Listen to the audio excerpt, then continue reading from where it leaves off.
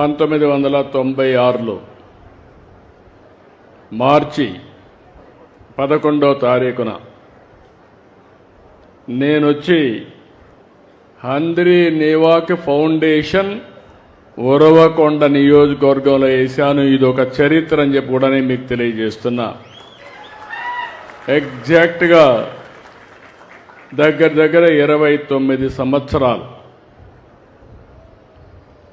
అయితే ఈ యొక్క ప్రాజెక్ట్ను ఒక్కసారి మనందరం ఆలోచిస్తే మనందరి ప్రియతమ నాయకుడు ఎన్టీ రామారావు గారి కళ.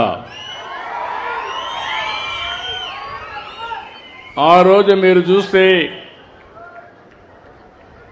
రాయలసీమకు నీళ్లు లేవు, రాయలసీమ ఎడారిగా మారిపోతుందని అందరూ కూడా చేతులెత్తేసిన పరిస్థితి.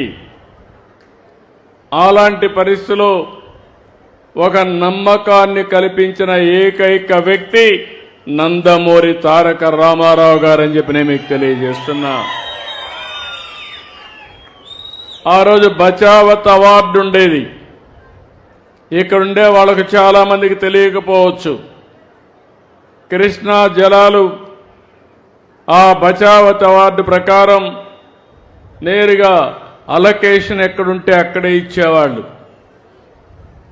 ఆ రోజు ఎన్టీ రామారావు గారు క్షుణ్ణంగా పరిశీలించి మిగులు జలాలు వాడుకునే శక్తి అవకాశం ఆంధ్రప్రదేశ్కుందని నిర్ణయించి అందులో భాగంగానే అంద్రి నీవా, నగిరి గాలేరు, తెలుగు గంగా ఇలాంటి ప్రాజెక్టులు తీసుకొచ్చి రాయలసీమ దశ దిశ మార్చడానికి రూపకల్పన చేసిన ఏకైక నాయకుడు నందమూరి తారక రామారావు గారు.